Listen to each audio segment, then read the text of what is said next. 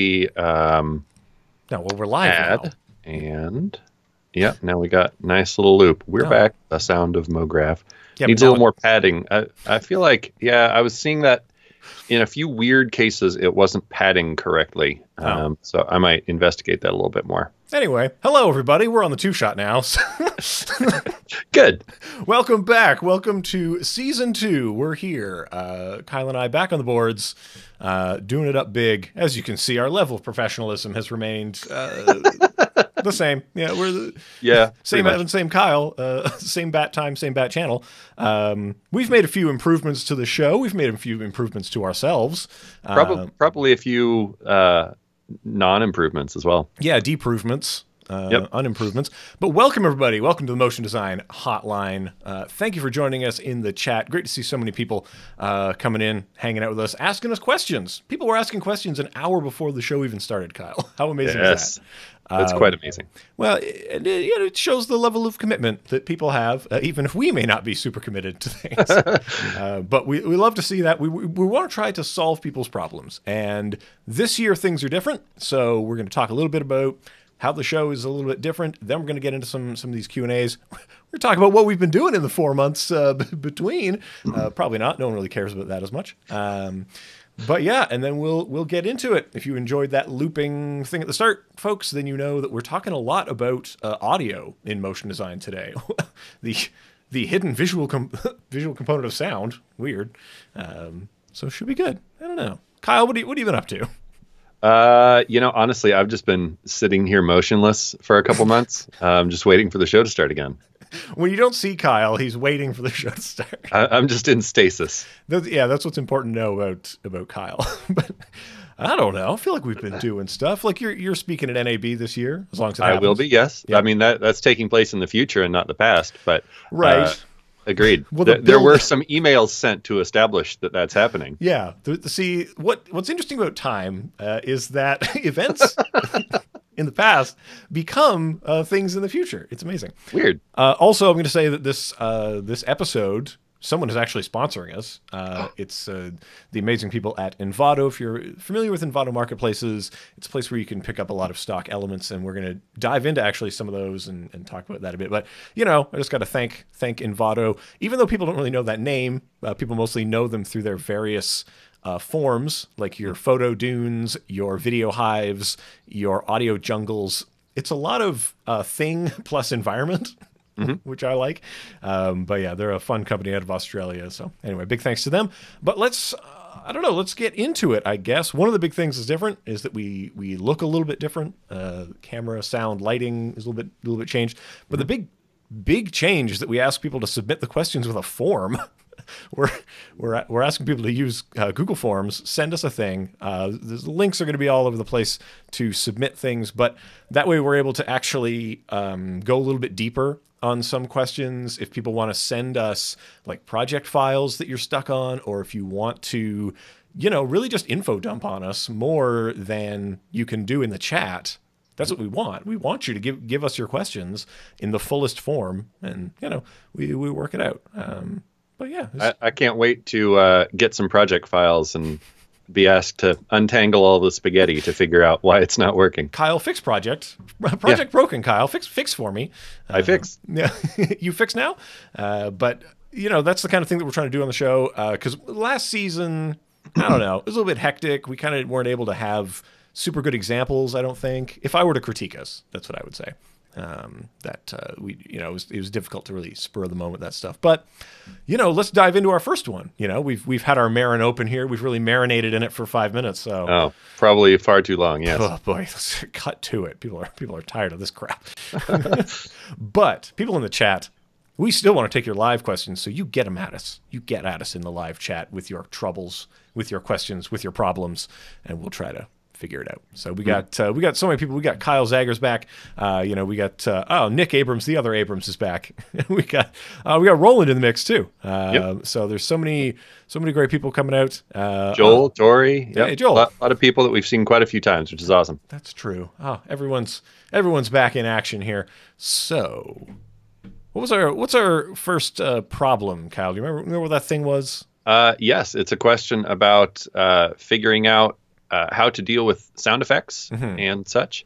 And my understanding is that we're probably doing your demo first, but if that's not the case, I can be adaptable. Well, we could. I don't know. I feel like I've just talked for a whole lot of time, you know. Really I gotta rest my voice. I had pneumonia last month, people, so I'm still pretty wrecked. But the question was, and the question was from Lyon, and they were asking, they have an amount of sound effects that they reuse a lot on projects, but they find like, they really wanted to add more variety. But as you add more variety, you add more clutter. You know, a lot of it was about, first off, how do I find more quality sound effects? It's got to be efficient. It's got to be something you can search and make use of. And they just felt stale. They felt like they were reusing the same effects over and over again, which I think a lot of us fall into those patterns. And, for those who are in the chat, you let us know if you're ever asked to do sound design or add sound effects into things. That's a lot. We usually have like a bespoke sound designer take care of those problems on larger projects. But granted, people want Swiss Army knives all the time. You're asked to do things a lot. So that is a lot. it's a lot. And I'll say it's a lot to try to do it in After Effects, right? I think, like you and I were talking, Kyle, a lot about how maybe After Effects is not where you do that work. Typically not. And so my demo is kind of going through my workflow for things like that, so you can kind of see where that's happening. Well, how about we cut into that right now? I want to get people productive. Okay. I want to jump into things. I have a new contraption on my desk that allows me to just press a button, and then we're going to look at Kyle's screen. So I'm going to press the button, and now we should be looking at Kyle's screen. So. Okay. Well, I'm just going to take your word for it because I am also looking at my screen. That's right. So this is just I'm going to try to do this quickly, but this is just kind of stepping through the workflow for an explainer video that I did recently. And there's not a lot of sound effects involved from my end, but I thought this would still be a helpful thing to talk through. So I tend to start stuff like this in Premiere. This was an explainer video for this product called Navi.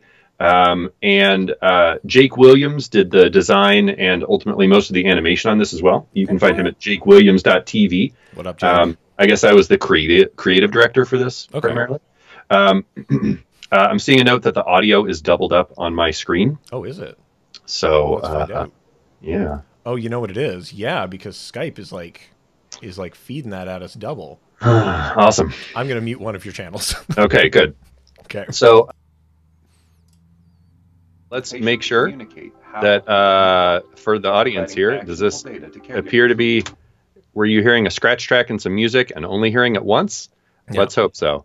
I'll wait a second to see the reply, and I'll just plow forward, assuming that's the case. Yeah, we'll have to wait like a whole minute to find out. Yeah, I know. Impossible. Okay, so I started out for an explainer video. It's very driven by the voiceover, right? So obviously, I worked through with the client to hammer out a script, and then I recorded a scratch track myself just to get this laid out, and then. I always think music is really important. So I worked through a couple of tracks. I ended up with sort of a like techie feel, which a lot of times isn't something that I think our audio is good. I got a thumbs up from Jordan. Okay. Like a techie sort of feel it isn't always the most distinctive. I ended up with a few tracks that all had a little bit of a samey vibe. So I kind of laid them out like this. I just made copies. I worked through, this is just an animatic here of the stills that Jake made. Mm-hmm. And I just worked through and tried to, roughly sync it up to the tracks. And just in case you're not aware of this, you can just alt drag in your Premiere timeline to make copies of things. And then I would, line that up to whatever other audio track. I tried a couple different ones here just to kind of see what worked, right? And then I narrowed this down to, I think, 3 that I sent to the client to kind of get their guess. And then we ended up picking this one. And then I wanted to show you this technique because this is something that a lot of people may not know about. Working through voiceover in Premiere or Audition is so much easier than doing it directly in After Effects. So here is a VO track for a different project. Trust creates the bedrock for every client interaction. Okay, great. So what my workflow is I will take this initial voiceover recording and I do a lot of markers. So you can do markers down here in your timeline for either the timeline or the clip, or you can do them right here in the source monitor, which is my preference for something like this. So I'm just going to drop a marker right here. Trust creates the bedrock. Trust creates, and then creates, and then you can Alt or Option drag to create. Why didn't that? There we go. So I like to just kind of label them with, maybe either the main idea or the first words or something like that, and go through and just marker everything up. And we build on that. And we build, and we build. Okay. Obviously, I'm being kind of quick here, but what you end up with is an audio file that's just all marked up like this. And so it's very easy to see what's being said. You don't have to keep listening to it 1,000 times. And then you can end up with something like this, where you can just look at your timeline and see exactly where you are. And, I think that's very useful in here when you're working through an animatic or something. But also, if you're doing something that's very needing to be synced a lot in After Effects, this gives you a much easier visual cue of what you're working with. So you can take this and you could import the timeline over to After Effects. You can, grab your, this is the finished version, so I wouldn't really want to do this, but you can grab this and replace with After Effects composition to just push it over there, even if you're not necessarily wanting that here on your timeline. And then I will say there is one little hiccup in this workflow, and it's that when you first import it, After Effects is going to give us all of those markers on your audio file, because they are indeed all on that audio file. Yeah, so that's not ideal, but there are a few products that can help automate this. Layer Marker Batch Editor that you can get on AE Scripts. This is kind of an oldie, but a really good one. Really helps automate a lot of this. You can, for example, just to kind of show this, you could grab a section of these and tell it to delete all the markers in this area on all the selected tracks, and you can just go boop, and then it will delete them all. And what that enables is, with just a touch more automation, you can actually build a really simple script or a little button macro or something that looks at your looks at each one of these and says beginning of the timeline to the beginning of this, trim, delete, blah, blah, blah, blah. So you can automate that pretty quickly and get it to something that looks like this, which personally, I really like to work with this if I feel like there's going to need to be any flexibility with VO timing in After Effects. Because a lot of times you may not be able to make your edit perfect until you get in here and realize oh, I need, an extra 8 frames here to allow for the animation that's happening. And you see how easy it is to just see all of the voiceover here and really have good cues about where things need to happen in the animation. Well, so then do you take each of those slices and you kind of push those into their own comp if they have to be? Do they always live on one timeline? I know that there are a lot of ways to attack this kind of thing, but where do you go next with this? Assuming it might not always be the scratch track, it might get swapped out for the real VO at some point, because the read and the timing is probably going to change when you get a radio professional to come in. Yeah, absolutely. I tend to not, go to this level without, I typically won't do this with a scratch track unless I really have to. I'll kind of push to get a real VO before I go to this trouble. But there might be a lot of times where you could selectively start pre-comping chunks of this to kind of, trim this down. Here, I should, there we go. Actually have it pre-comp the chunks properly. You might have pieces that are pretty locked, and you can just kind of condense it down to this, but then maybe have a little bit of flexibility with those sections. It's going to vary per project about what works for you. I definitely am not going to want to work with all of this cluttering up my timeline, but there are definitely times where having flexibility like this is nice, and having these cues like this is really nice. But more often than not, I get stuff really refined directly in Premiere. So this is an animatic for that Navi project. There are over 1.2 billion. You hear my amazing scratch track here. And, you know, I'm working it out with the music and just working out the timing here. And you can, you know, once you have experience, you can typically like work out a pretty good approximation of what you think is going to need to happen in the project. And it's going to be largely driven by the voiceover anyway, right? Yeah, and while you're in Premiere there, Joel's asking, does the search in the timeline grab those comments? You know, I'm not positive, but there is a markers menu that can help you navigate markers quite a bit. This particular timeline doesn't really have markers in it. Let me see. So you can, like if you click on a thing, you can navigate markers this way, and you can sort by color, or you can do text search here. There you go. So I've done like some documentary editing, and I use the heck out of this markers menu and like color code things by subject or by how good it is. So there's a lot of power in here. Didn't there used to be a function where Premiere would like listen to the audio and then... Yes, but it's not there anymore because they decided it wasn't good enough. Okay. There are some other services that do that now. I really feel like it's one of those Mandela effect Bernstein Bears things where I only imagine I saw it, and it's like the brainstorming thing in After Effects, right? Like that was a feature, right? Yeah, and then it disappeared. Yeah. Anyway, I would like both of those back, please. if anyone's listening. So just to kind of show the rest of this workflow, this was, you know, figuring out the timing, and then Jake, like I said, who did the animation on this, we worked through a rough pass on the animation here. 1.2 billion medical with the appointments real per VO, year in the US, you can hear in here. And both and then patients and this is kind of providers halfway spend tons of animated, time halfway and still energy on animatic here. Yeah. And then you can see I realized I needed to extend the music a little bit so that I'd get this nice instead of tracking down information, you've always finale like bit in the music here. So I had to do very little editing, but I just had to kind of like duplicate a portion in here to make that work out. And then honestly, from this, we had the timing pretty much locked. So we took it to final, and I had sound design done on this by Sono Sanctus. Trevor Richardson there did that, but I've worked with Wes and his team on several projects, and they always do an awesome job. So you can hear here in the US. And both patients and providers it's pretty subtle, but there's lots of little on whooshes and tech noises and stuff that just help accent everything.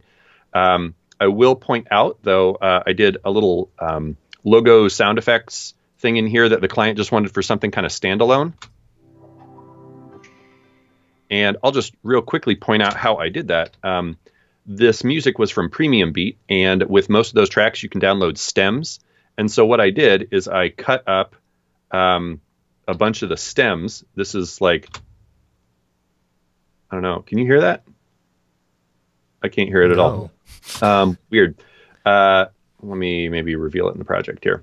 So I have all the stems from that music track. There we go. And yeah, just for folks who may not know, stems are like layers of the audio. Like maybe it's just the drums, maybe it's just the piano, maybe it's just the vocals. But like if you were to smack them all on top of each other, you'd have the thing. The mixed thing, yep. Yeah, but anything... Here's like the synth track and... Yeah, these are so cool. Yeah. I don't know.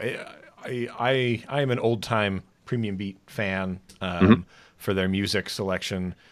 Just because you get short versions, you get long versions, you get these stems. The stems are fairly new, I think, in the last year or so. A lot more of the tracks have been having those. But if you are doing music work, you know, definitely...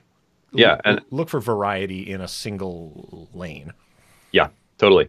The thing I really liked, the Sono Sanctus people did this really nice. Jake did this really nice little logo animation, and you've always given your patients this little like snap. You've always given your patients the best echoey snap, and this little like wing in there. And I really liked that. We kind of decided it wasn't really worth like having them do a logo stinger for this. Just didn't really make sense budget wise. So I did this myself by finding a little snap sound, and I dumped a bunch of reverb on it that you can see here in the track mixer.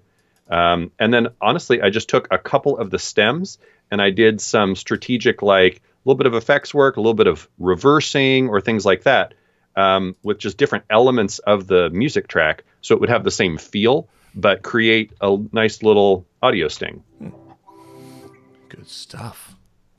So just wanted to throw that out there as an idea. If you ever need to do something like this that's related to music you've done, but maybe a little bit separate, if you have something with stems, you have a bunch of those elements already. You maybe just need to look at them and see, like, you could just take a snip of, one piano note or something and reverse it or echo it or something like that. And you might have a totally different sound that's going to have the same vibe, Yeah. And before we move on from it, Joel was asking, is there a way to search markers in After Effects, like search and manage markers in here? Is there the same kind of functionality? I don't think so. There is. No. Oh, is there even a markers window? Good there's not a markers panel in After Effects. Yeah. There very well might be a third-party tool that handles that a little better, but I don't know off the top of my head. Well. And then I'm trying to see. I want to just make sure that we don't leave too many things. Roland was asking, why are there so many layers in After Effects? Roland, I can always count on you for your irony. I will say, as an answer, it is possible to do time remapping on an audio only layer. So technically, I would not want to work with this, but you could actually condense all of this down to one layer using time remapping. I don't know how you would work with that, right? But that's a thing you could do if you so desired. Yep. If that was part of your lifestyle and that's how you wanted to do it. I think one of the things that's often very vexing is like, or at least moving from Premiere, if you're a very Premiere centric person, and then moving to After Effects, is that we make the horizontal vertical, right? Mm-hmm. Like this thing on the timeline that only takes up one track. Now it takes up like 500. What? Because one is a horizontal displacement of things, and the other is a vertical displacement of things. So pre-comping will save you all this good stuff. You know what? Sorry, that leads me to one good point that I kind of forgot to make here. Okay. So obviously, yes, this is a mess, and I would not consider After Effects the place that I'm going to do final audio like ever, right? Mm-hmm. Sometimes I will export a thing that has final audio attached to it, but I'm not going to be trying to do any kind of mixing or anything like that in here. I do all of that in Premiere. So I just wanted to point that out. This is the final export for that Navi project. And this is just an EXR sequence that came out of After Effects that used the After Effects project uses like a VO cut and the music cut. And we just kind of rough mixed it in there so that we can work to it. And then these are actually the original VO and music that I left in here and muted just in case, it ever comes up again. And then I just brought this back into Premiere to work through the earlier versions, but also to do the final export. I think it's much easier to do that kind of work in here. You can see everything a lot more clearly in one place. Plus it's a lot easier to like export an image sequence and it'll just update itself if you're kind of thinking through it properly and placing your files properly. Just easier workflow in my opinion. Yeah.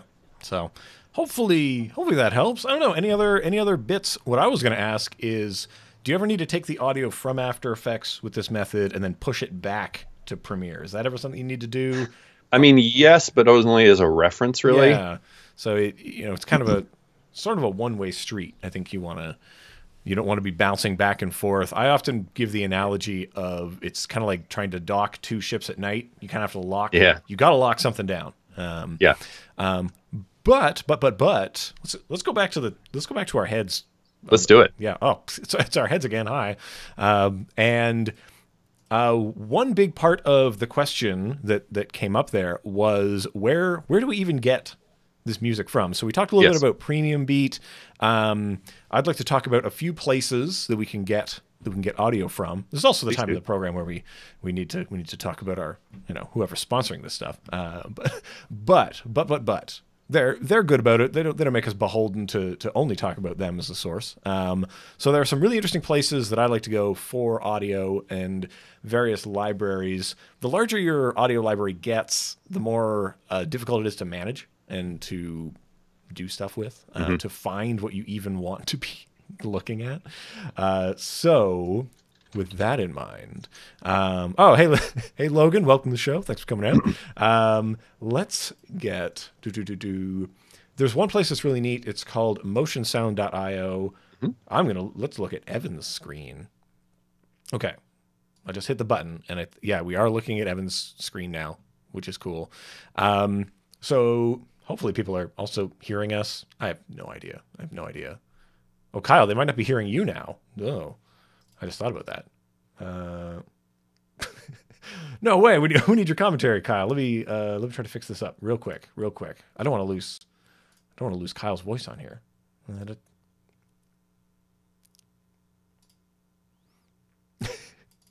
Okay, fine. Hold on. You know what? Now you should be in. So maybe. Anyway, so just don't say any cuss words, Kyle, while we're on okay. Here. Oh, my ears. So this is one source that I want to talk about. This is motionsound.io. This is a very small group, very independent, but they have quite a number of really interesting audios. You can sample it. You can sample a lot of these things, and for the price tag, I think it's really great. Like, there are so many sounds here that you're going to get a lot of use out of, and I have to say that this is definitely something that lives on a hard drive in my house. So this is something to consider, and you can download a free pack, see if it's for you. So that's motionsound.io to consider.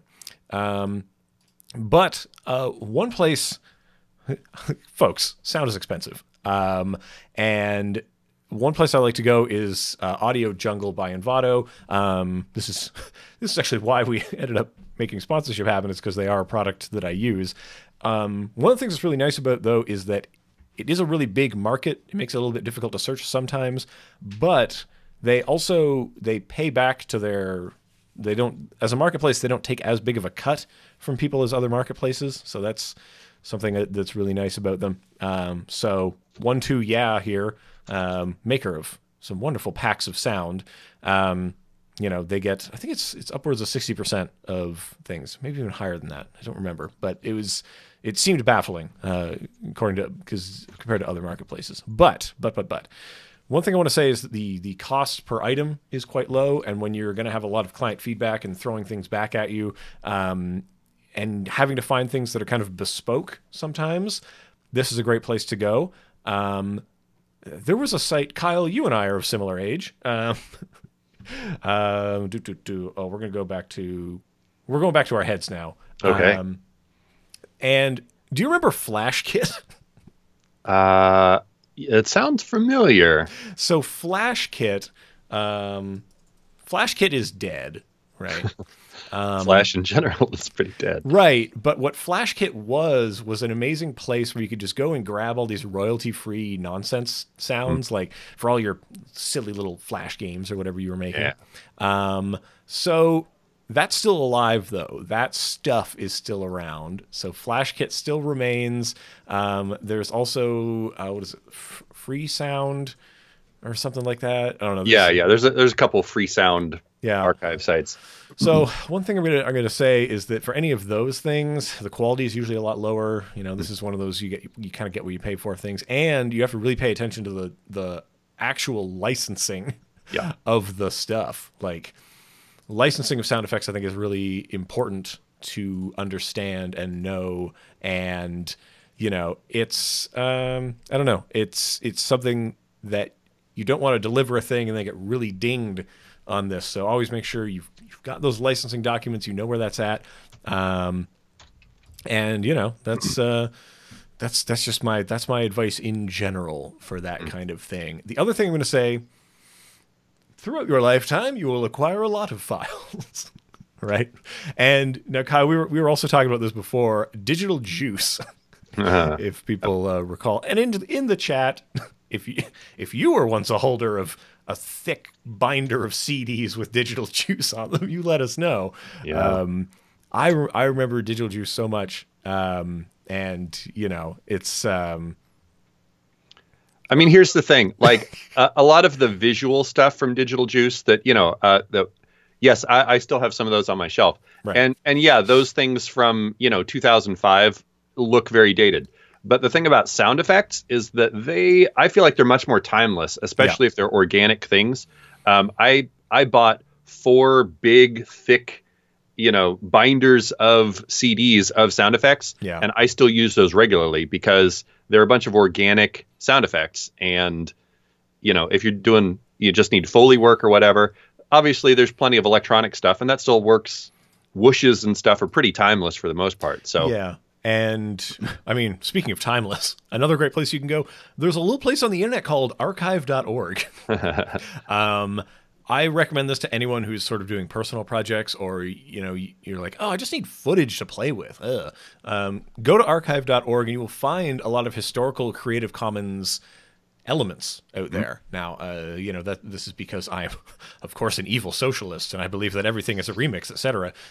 So you'll find a lot of things in the Creative Commons there that are free to use and to repurpose and to remix into your own kind of stuff. Again, there's a lot to sort through, but if you want like some really classic archival stuff, you can find it there. So a lot of classic speeches, for example, you're going to find there. Kyle Zager is asking, does anyone else make their own Foley work? Which I'm going to admit something to you, Kyle. You showed your process for scoring things. We're going to get into a little bit of mine coming up next. And the same way that you make a scratch track for words, I make scratch track for sound. Awesome. Love to see it. I make scratch track noise with my face. And so let's just watch the thing, and I'm like, boo, just to feel what it's like to fill in the space. Yeah. Right. So, speaking of filling in the space, someone just did a burnout in my on my street. I don't know if people heard that. I heard it. Sweet. Then the world did too. I want to thank you, giant Ford truck, for making this suburban neighborhood suck. So the big thing is that I'm really just trying to figure out how much is too much, right? That's the question I'm trying to answer when I'm making all these mouth sounds, is how much noise is too much? It's the same with visual, right? Too much noise, not enough signal. What things do we actually need to highlight? What are we actually going to put on there, right? So once I figure that out, then I can come back and I can replace my mouth sounds with real big boy sounds. Although if I get really good at beatboxing, maybe that could just be my life. I don't know. We'll figure it out. Okay. So let's look at Evan's screen. So you were mixing it up in Premiere. Mm-hmm. I kind of mix it up in Audition. So if you out there, let us know in the chat if you have never ever opened Audition in your life. That's totally fine. And it's again, it's another one of these esoteric interfaces that if you've never seen an analog to it, it might blow your hair back, and but a lot of the things are the same. Like you can set all kinds of workspaces in here. So we can go like window workspace. And then right now we're looking at editing audio to video, which gives us a nice little preview up here. This file area is pretty much the same as the project window. So you can put a bunch of things in there, and I can just take this little cat on screen that was from a little Adobe Live stuff that I've been doing. And you can just drop this onto your timeline here. And what we got here is you can just scrub through, right? One of the things that makes Audition most likely better for doing audio, I'll say even better than Premiere, right? I'll have that lukewarm take that Audition, the app made specifically for audio, is better than Premiere, because you can do a lot of subframe moving a lot easier. I know you can toggle that on and off in Premiere, but by default, that's what you're working with. We're working with sound and temporal units in here that are a lot more precise. Yeah, and a lot friendlier, right? So I've gone ahead and I've grabbed, this is a bunch of things from that Envato, that Audio Jungle pack that are all made to work with infographics. This is a little infographic pack, a hot $5 here. We got some slides, swishes, swooshes, more swooshes, and you can just grab these things and you can just play them back see if you like them, and then the wonderful bit on here is we can just take them and you start dropping them down on tracks. Now, you want to try to simplify tracks by making them mean something. So if you were scoring, you might have a music track, and then you might have a vocal or a VO track, and then you might have, when we start to get into sound effects, we start to layer them a lot. So Evan, I'm not sure we can hear your stuff coming from your screen. Is that right? Oh no. Yeah, that'd be bad. Oh wait, can people hear? Is it the people? So JC said that maybe we can't hear that. Oh. Might want to confirm. Can people hear me or the screen?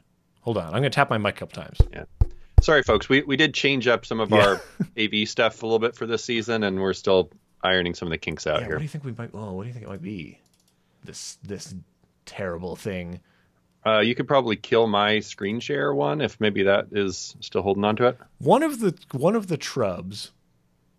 They can hear you, but not your screen. Okay, we can't solve that, right? Well, talk through it as best you can, I guess. Yeah. Okay. Sorry, that was a sound. But we'll try to work through it visually. The big thing, guys, this is a little peek behind the curtain. When you have something that wants to grab a hold of your sound card and then something else wants to grab a hold of your sound card, you can get a lot of conflicts. Yeah. So it's it's no bueno. So we're trying to even out, we're trying to iron it out, but we'll figure it out. But I want to show you, we're just going to drag some things onto the timeline here so you can kind of see how it goes. So if this were down here, we might put some plops. We might put some high-tech transitions. You know, what I really love about this is that you get to see kind of the waveform.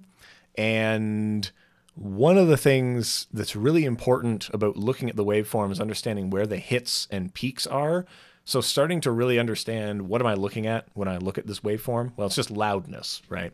So if you've got something and we're gonna transition here, that's where the transition is going to start. So that's where you want to make the thing happen. So visually, you can line this stuff up a lot better. Yeah. So Blue Zaza's got it. We should probably be looping back audio. I don't have a wire that goes from the one thing into the other thing.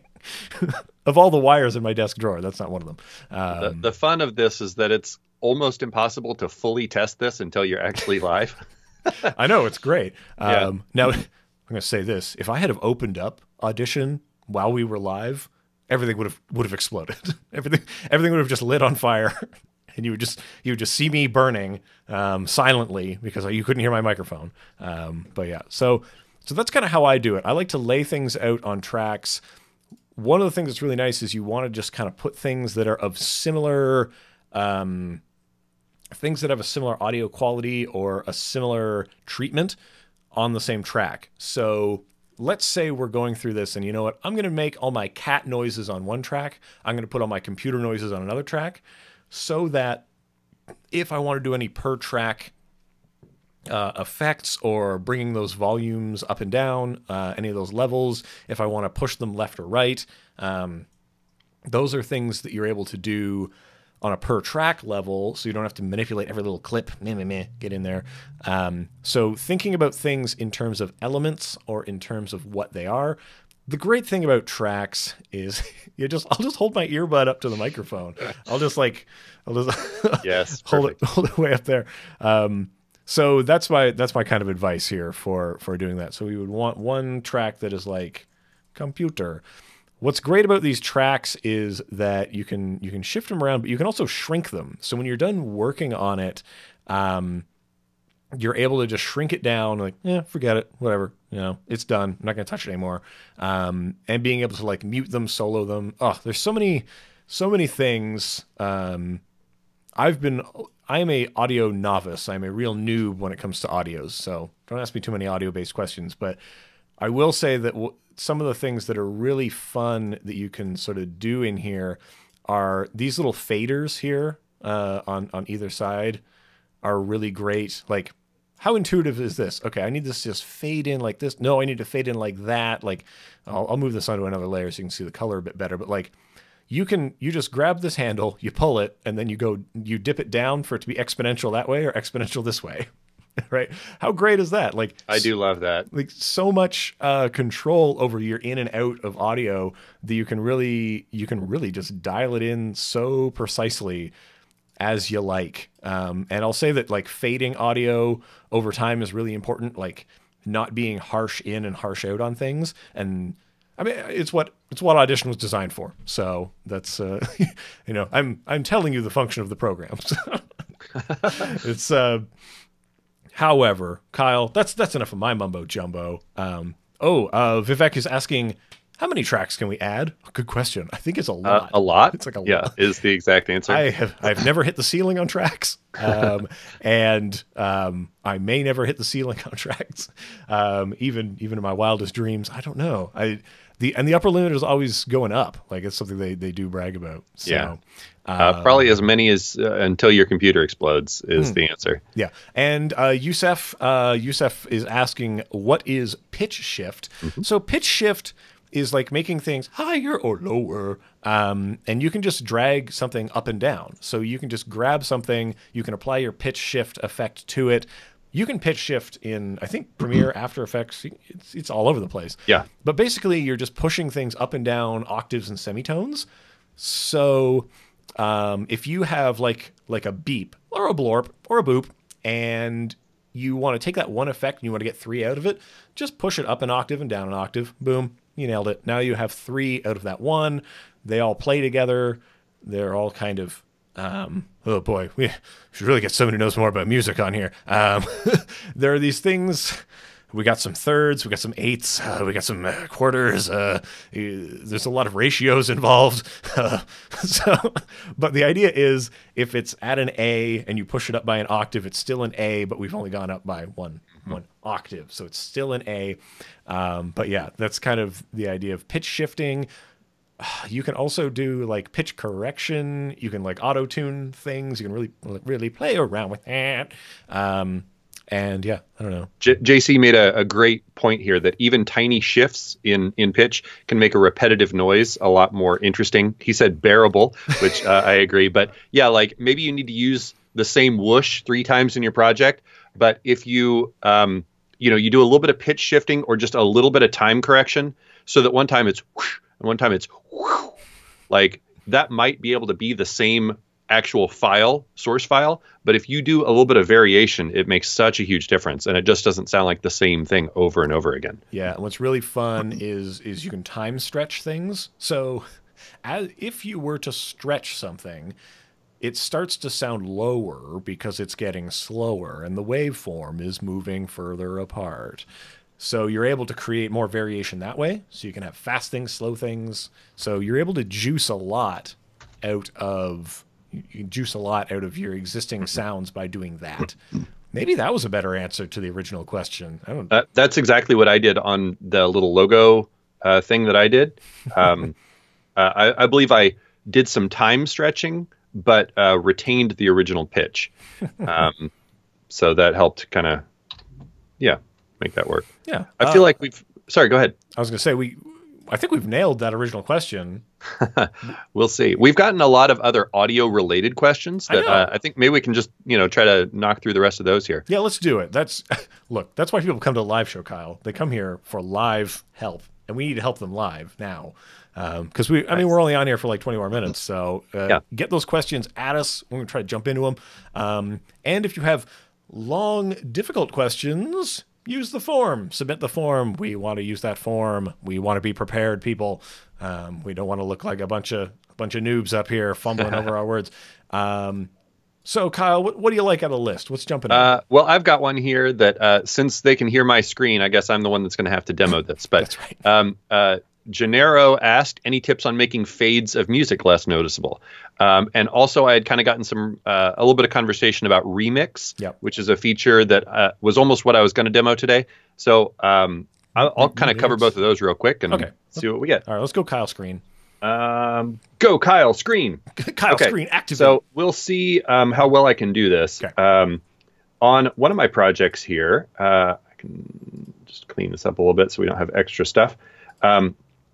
not making fades in your music less noticeable. So personally, I'm a big fan of editing your music so that it fits what you do, because if you just have like a fade out at the end, that's usually pretty boring. So you can see here is an example of a music track. Again, this is probably a premium beat. And just to like extend this out. So here's the original track. And then you can see it's quite a bit longer than what the actual project was. So I did a lot of editing so that things would sync up to the right moments in the video. All right. And also so that we would have a defined end. The right team is right here. Constructing. I know you can't see it here. I turned that off. So it was a big, whatever. But there is a little bit of a fade, but I actually used the, this big. Oh, I actually manufactured that from elsewhere in the video or elsewhere in the track. The real key is like, if you need to fade things, make stuff match. You want to find places. Well, here, I did it right here. You want to find places so that if you ever have to like mesh things together, you want to make sure it's like the same part of the phrase. Okay. You want to make sure your beats match and that your, music is like 1 2 3 4 2 2 3 4 3 2 3 4 4 2 3 4. Right. You don't want to try and match a 1 2 3 4 and a 4 2 3 4 because that's going to sound weird and it's not going to sound like it's a complete sentence in terms of the music. Kyle, right? I think you just blew everybody's head back with that one. I'm sure. Mine specifically. So let's back up. When you started saying numbers. Well, I'm not even going to try to explain all that today. When you started talking like my salsa instructor. Like music has a beat to it and it has measures. And, the most common thing is what's called 4/4. And so you have 1 2 3 4 2 2 3 4 3 2 3 4 4 2 3 4. Yep. And you can hear that when you're listening to a song that's in that time signature. Okay.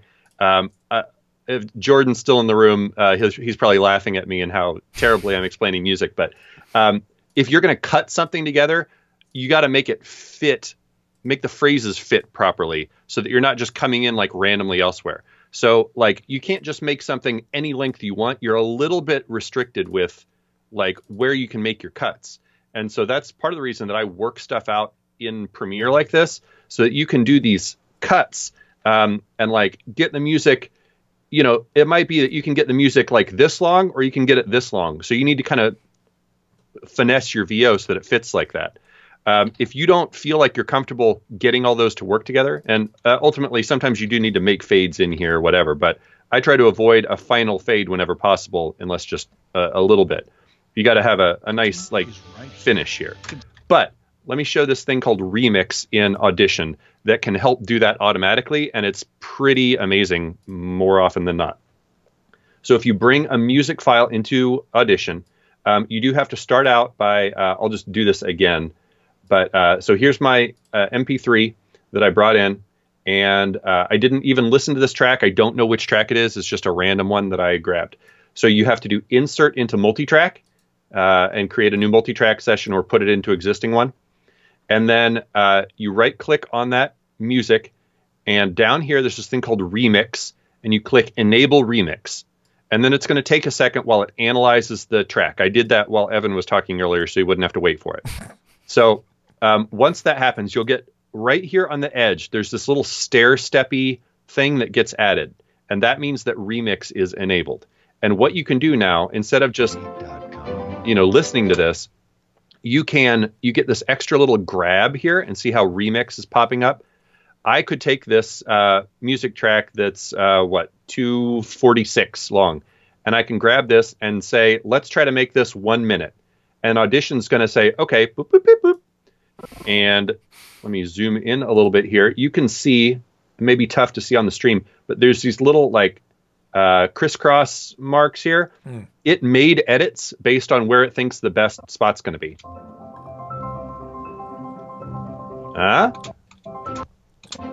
Pretty seamless. It's like 99% of the time, it's totally seamless. And this, I love using this. Personally, a lot of times I will be doing stuff like I showed in here where I have specific moments in the song that I want to like, build energy or come back down or something like that. And obviously it's not smart enough to do that, but there's a lot of times where I will use a combination of this to sort of get something in the right ballpark and then still do some manual editing to give myself moments to work to. So if you were not already aware of Remix and or you're just not, a good music editor, or you just want it to happen real fast and not mess with it, this is magical. This does technically exist, in Premiere, but only to do a 30-second, 60-second, or 90-second exactly. Well, what are you going to do? One little follow-up there. Joel is asking, how to deal with clients who want to change the music at the last minute. This tool kill them. They'll be the first against the wall. I'm not a lawyer, but kill them. Yeah, well, it is a very disrupting thing, right? Because when we're thinking about music, it's like, well, what is music's function, right? Mm-hmm. Well, if you're gonna drive a lot of your animation off of the music, if you are going to do a lot of things that are building synchronicity with the music, then that's gonna be trouble. But if music's just an afterthought, then swap it out. That's one of the things. Is like, well, is it a driver? Is it important? Is it just noise to the client? And in which case, I mean, isn't that a double-edged sword? Well, if it doesn't matter that much, why are we even changing it? That's a very valid question. Most of the time, I think if you make it clear, like, we can change the music, but I'm going to charge you another 2 days for me to find another track and blah blah blah blah blah. Yep. Amazing how quickly they don't care about it. Yeah, I mean, we've got time for a couple more questions. Some that I want to get to. I think is it. Anderson, who's maybe asked a couple of these, or no, maybe Mark Smith had some of this about volume levels, and talking about like industry standards, and the idea of like normalizing things. Like I think these concepts kind of go hand in hand about how loud is too loud. Please don't blow people's speakers out. Yeah, there was a time when if you put something on broadcast television, you could actually cause physical damage to somebody's television thing using audio, right? Because if you just went from nothing to movement of the diaphragm of how a speaker actually works, it's a magnet pulling on a thing, blah, blah, blah. The point is that you can physically rip one of those apart if the magnet is strong enough and the diaphragm weak enough and the change is abrupt enough that you can actually shred speakers apart, which is pretty fun. But that sounds pretty metal to me. Oh, that's pretty metal. Oh yeah. So the thing that you need to be careful of is if you are sending this into a broadcast environment, if you are sending this to YouTube or wherever, always check the audio standards of the medium that you're pushing it to, if that makes sense. And at the end of the day, just dock everything down to -6 and you'll be fine. Or you can use like hard limiters and stuff to do that. But for me, because I spent a lot of time in broadcast, it was -6 decibels all the time, right? That was the idea, all day, every day. And that's what you want to do. So, but always check the broadcast standards of where you're going to, because it could be higher, it could be lower, especially for stadium or show graphics. Is really important, and always knowing those standards that you're gonna where the thing is gonna play. I don't know. I guess to put it in real basic terms, if you don't know much about audio, if you're in Premiere or After Effects, which does have an audio meter, you want stuff like if you're working with VO, you probably want your VO to be into the yellow, right? You never want stuff to top out at like if you're just scraping the red, you're kind of in the right ballpark there. Okay.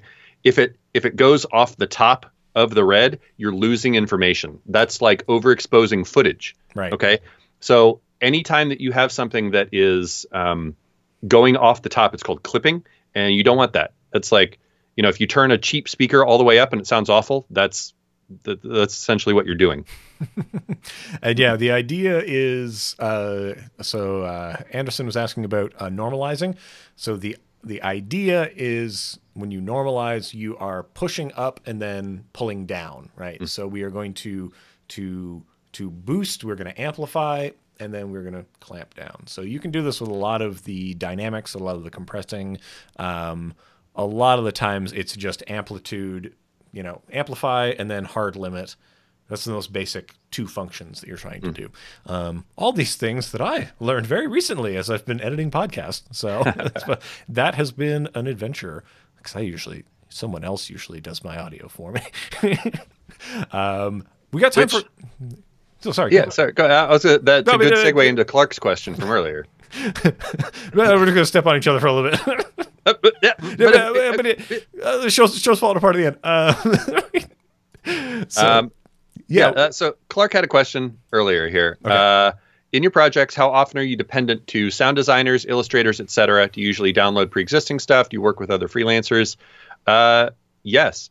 JC responded to that, and I'll just throw this in there, that he's working with a composer for the first time on a project. Highly recommend it if you've got the budget. And part of that, I think, is obviously it's always going to depend on like what the project is. If you're making something for $500, like that's probably not the time to be pitching, custom music. If you're making something for maybe, 10 grand, that might be an appropriate time to say to the client, when you're early in the production process, like, hey, I know that we're putting a lot of effort into the design and the animation of this thing. It's probably going to be worth maybe looking at spending a little extra money to get proper sound design, maybe even have custom music composed that can really help this stand out, really help this make a unique thing. Because there is a ton of great stock music out there, but I'm sure you've all watched a TV commercial, especially the things that are kind of like technically national spots, but they're not like big brand national spots. And you go, oh yeah, I've heard that song when I was looking through music last week. Yeah. Premiumbeat.com. Yep.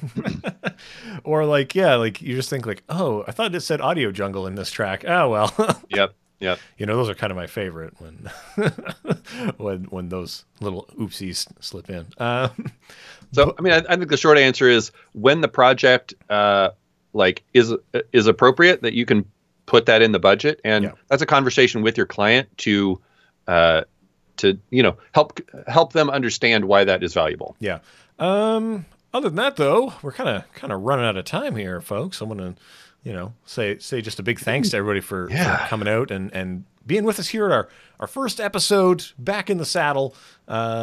We've got like 60 people hanging out with us on this thing. That's awesome. Great. That's like that is larger than any meetup I've been able to organize here in the city. So I feel very accomplished. But. So, like I said, if you have questions that build up in your life over the week, get them at us. We got a form for you to fill out, and you can send us files that we can enjoy. So, and as you can see, we dedicate pretty much a show to answering just one question, so that we kind of go crazy with it. But we are holding on to all the other questions that you have asked, and a lot of times we will revisit those, especially as they are relevant to like what another main theme is or something like that. So yeah, and we haven't forgotten you. Well, yeah, we keep them all. We keep them all in a big bin. And but next week, come back to us next week, folks, because one of the things that we are going to be changing fairly significantly here is that we are going to get more guests on the show. We want to get more guests on the program. We want to expose you all to more people. And so for that reason, we're going to have a special guest next week. How exciting is that, Kyle? A guest in our home. It's very exciting. So who are we having on the program? Why, it's Ordinary Folks art director and animator Greg Stewart has agreed to be seen with us. Which is great. If you're not familiar with Ordinary Folk, if you don't know what they're all about, Ordinary Folk, they are an amazing motion design house, but even more importantly, they are very generous people to offer a lot of their little experiments and their project files. You can get them at ordinaryfolk.co/play. Check out all the things they do, and they offer up these project files for you to dissect and dive into, and they are truly wonderful little bits. You can learn so much from them. So we are going to bring We're going to bring Greg on, and he is going to be grilled by us. Grill the Greg. He's going to be in the hot seat. But for next week, we'd love to know what should we even be asking him about? I don't even know. Of course, Kyle and I, we have our questions that we want to bring to him. We want to pick his brain for many things, but this is a live show, and it's not for us, it's for you. So you let us know what we should be asking him about when we have him on the show. So it's gonna be a good time. But it's 2:00, so that's it for us. Kyle, thank you as always for coming thank you. and spending time with me. Anything you want to plug while you're here on the show? I will be speaking as part of post-production world at NAB, assuming NAB still happens and we're not all quarantined in our houses by then. That's right. So that is April 19th through 22nd. So I will be in fabulous Las Vegas. So if you will also be there, come to the things, come say hello. There are several meetups and such. Again, assuming it all happens. Hopefully it does. What are you going to be talking about? After Effects stuff. Variety of topics. All the stuff. And, the one thing I'll say is that if you enjoyed this program and spending time with us, make sure you subscribe to this channel, turn on notifications, so then your email gets full up of the new tutorials, live streams, whatever goes on this channel. Try to get new stuff up all the time, but every week, at least for the next 13 weeks, you're going to see Evan, Kyle, and sometimes guests here on the program. So thanks again for watching, and stay tuned for more. I guess. Thanks, everybody. Yeah. Now I'm going to hit this out button. Hit it.